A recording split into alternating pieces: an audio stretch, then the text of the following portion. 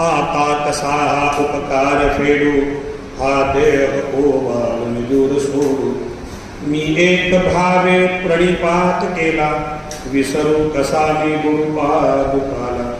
शुका सारिखे पूर्ण वैराग्य ज्याचे, वसिष्ठात्मने ज्ञान योगेश्वराचे. कवी वाल्मिका सारिखा मान्य ऐसा, नमस्कार माझा सद्गुरु रामदासा. जय जय रघुवीर समर्थ पंढरीनाथ महाराज की जय. श्री वल्लभेश्वर भगवान की जय.